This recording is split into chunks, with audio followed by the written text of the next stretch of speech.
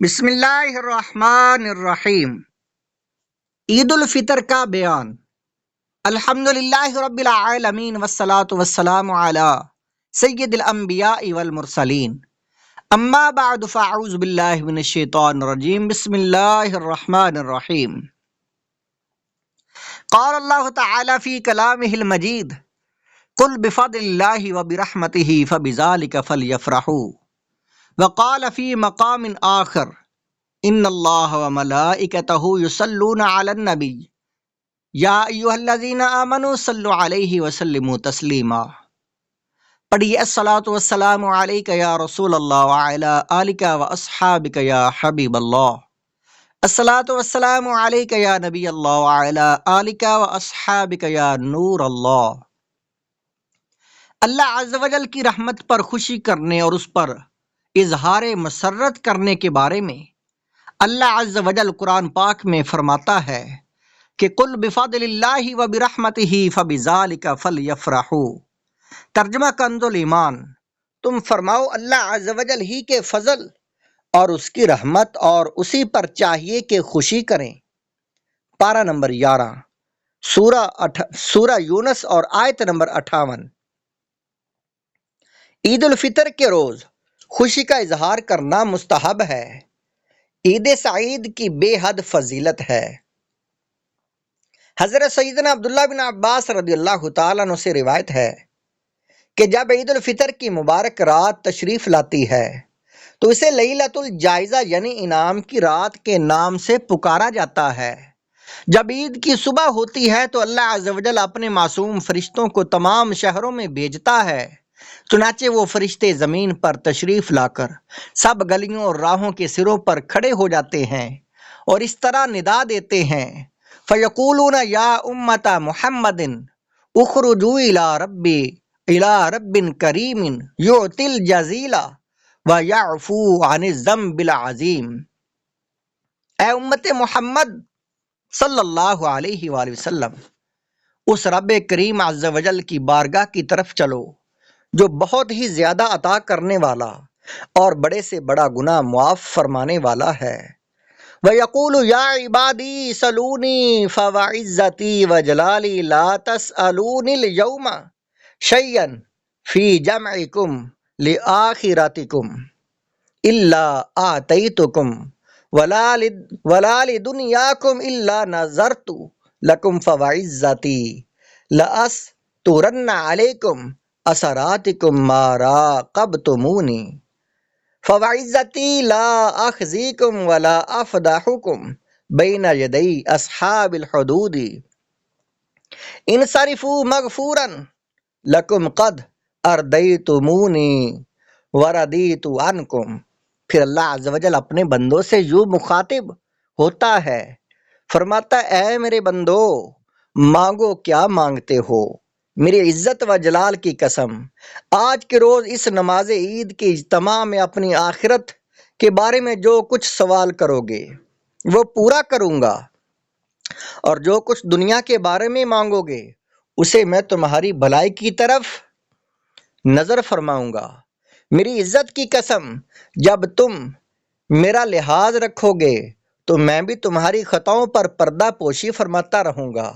میری عزت و جلال کی قسم، میں تمہیں حد سے بڑھنے والوں کے ساتھ رسوا نہ کروں گا۔ بس اپنے گھروں کی طرف مغفرت یافتہ لوٹ جاؤ، تم نے مجھے راضی کر دیا اور میں بھی تم سے راضی ہو گیا۔ یہ حدیث پاک الترغیب والترہیب جلد نمبر 2 صفحہ نمبر 60 اور حدیث نمبر 23 ہے۔ ہم دنیاوی لذتوں میں بدمست ہو کر اپنا انعام لینا بھی بھول جاتے ہیں۔ ہمارے بزرگان دین رحمہم اللہ المبین بھی تو آخر عید مناتے رہے ہیں، مگر ان کے عید منانے کا انداز ہی نرالا رہا ہے۔ وہ دنیا کی لذتوں سے کوسوں دور بھاگتے رہے ہیں اور ہر حال میں اپنے نفس کی مخالفت کرتے رہے ہیں۔ عید کا انوکھا کھانا فضان سنت میں تذکرۃ الاولیاء کے حوالے سے ہے۔ حضرت سیدنا ذنون مصری رحمۃ اللہ علیہ 10 برس تک کوئی لذیذ کھانا تناول نہ فرمایا۔ نفس چاہتا رہا اور آپ رحمۃ اللہ علیہ نفس کی مخالفت فرماتے رہے۔ ایک بار عید مبارک کی مقدس رات کو دل نے مشورہ دیا کہ کل اگر عید سعید کے روز کوئی لذیذ کھانا کھا لیا جائے تو کیا حرج ہے۔ اس مشورہ پر آپ رحمۃ اللہ علیہ نے بھی دل کو آزمائش میں مبتلا کرنے کی غرض سے فرمایا، میں اولاً 2 رکعت نفل میں پورا قرآن پاک ختم کروں گا۔ اے میرے دل، تو اگر اس بات میں میرا ساتھ دے تو کل لذیذ کھانا مل جائے گا۔ لہذا آپ رحمۃ اللہ علیہ نے 2 رکعت ادا کی اور ان میں پورا قرآن مجید ختم کیا۔ آپ رحمۃ اللہ علیہ کے دل نے اس امر میں آپ رحمۃ اللہ علیہ کا ساتھ دیا، یعنی دونوں رکعتوں میں دل جمی کے ساتھ ادا کر لی گئیں۔ آپ رحمۃ اللہ علیہ آپ نے عید کے دن لذیذ کھانا منگوایا، نوالا اٹھا کر منہ میں ڈالنا ہی چاہتے تھے کہ بے قرار ہو کر پھر رکھ دیا اور نہ کھایا۔ لوگوں نے اس کی وجہ پوچھی تو فرمایا، جس وقت میں نوالا منہ کے قریب لایا تو میرے نفس نے کہا، دیکھا میں آخر اپنی 10 سال پرانی خواہش پوری کرنے میں کامیاب ہو گیا نا۔ میں نے اسی وقت کہا کہ اگر یہ بات ہے تو میں تجھے ہرگز کامیاب نہ ہونے دوں گا اور ہرگز لذیذ کھانا نہ کھاؤں گا۔ چنانچہ آپ رحمۃ اللہ علیہ نے لذیذ کھانا کھانے کا ارادہ ترک کر دیا۔ اتنے میں ایک شخص لذیذ کھانے کا طبق اٹھائے ہوئے حاضر ہوا اور عرض کی، یہ کھانا میں نے رات کو اپنے لیے تیار کیا تھا۔ جب رات کو سویا تو قسمت انگڑائی لے کر جاگ اٹھی۔ خواب میں تاجدار رسالت صلی اللہ علیہ وسلم کی زیارت کی سعادت حاصل ہوئی۔ میرے پیارے پیارے اور میٹھے میٹھے آقا صلی اللہ علیہ وسلم نے مجھے ارشاد فرمایا، اگر تو کل قیامت کے روز بھی مجھے دیکھنا چاہتا ہے تو یہ کھانا ذوالنون رحمۃ اللہ علیہ کے پاس لے جا اور ان سے جا کر کہہ، یقول محمد بن عبداللہ انا اشفع عندک لتا تصالح مع نفسک طرفۃ عینی وتطعم لقیمات من السک باجی فبکی ذنون مصری وقال امتصل امر النبی الکریم صلی اللہ علیہ وسلم۔ حضرت محمد بن عبداللہ صلی اللہ علیہ وسلم فرماتے ہیں کہ دم بھر کے لیے نفس کے ساتھ صلح کر لو اور چاند نوالے اس لذیذ کھانے سے کھا لو۔ حضرت سیدنا ذنون مصری رحمۃ اللہ علیہ یہ پیغام رسالت سن کر رونے لگے اور کہنے لگے، میں فرما بردار ہوں اور لذیذ کھانا کھانے لگے۔ فضان سنت۔ شیطان کی بدحواسی۔ حضرت سیدنا وہب بن منبہ رحمۃ اللہ علیہ آپ فرماتے ہیں، جب بھی عید آتی ہے تو شیطان چلا چلا کر روتا ہے۔ اس کی بدحواسی دیکھ کر تمام شیاطین اس کے گرد جمع ہو کر پوچھتے ہیں، اے آقا آپ کیوں غضبناک اور اداس ہیں؟